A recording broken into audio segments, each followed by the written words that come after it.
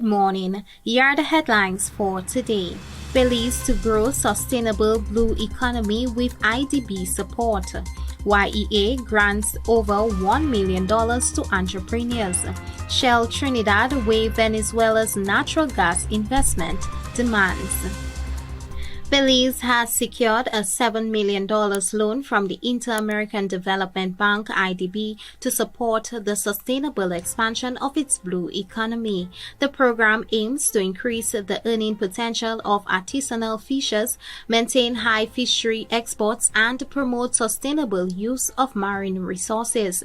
The government demonstrated its commitment to the project through a ceremonial signing at the Belize Investment Summit. The funds will strengthen the management of economically important fish species like conch, lobster, and finfish. It will also encourage the adoption of sustainable technologies by artisanal fishers and improve their quality of life through grant programs. The implementation will be done using a centralized executing scheme for project administration with the leadership of the Ministry of Blue Economy and Civil Aviation. To read more on this article, go to Caribbean.loopnews.com.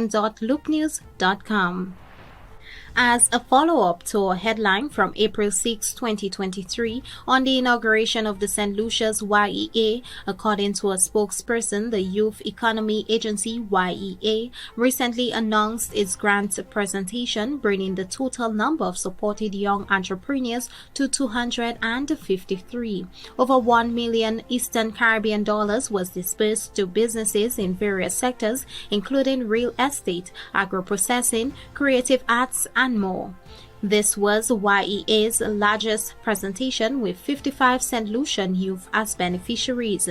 At the presentation ceremony, the YEA chairman, Thomas Lyons, noted that since its inception, several persons have received trainings and grants through the YEA and have begun working together to create what he calls a youth economy ecosystem. According to Lyons, the YEA has also begun providing concessions on the import of equipment and inputs for young entrepreneurs.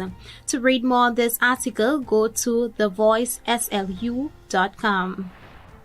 Shell and Trinidad and Tobago's national gas company, NGC, are nearing an agreement to credit Venezuela's state-run oil firm, PDVSA, for its $1 billion investment in a jointly developed gas field, according to sources.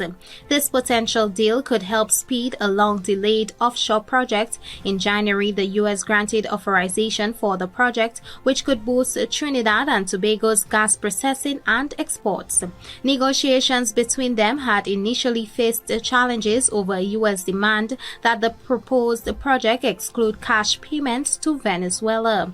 But much of the $1 billion that Venezuela wants to recognize as its contribution belongs to a nearly completed gas line connecting the offshore field to Venezuela's shores.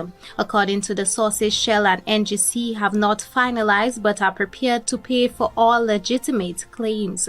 To read more on this article by Curtis Williams and Mirana Paraga, go to Reuters.com.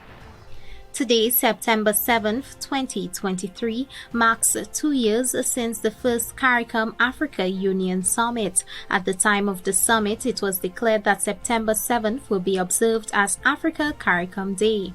We at Caribinvestv is encouraged by this observance and extends a call for the strengthening of relations between CARICOM member states and Africa. Happy Africa CARICOM Day. This was your Caribinvest headline news to start your day. Bonjour.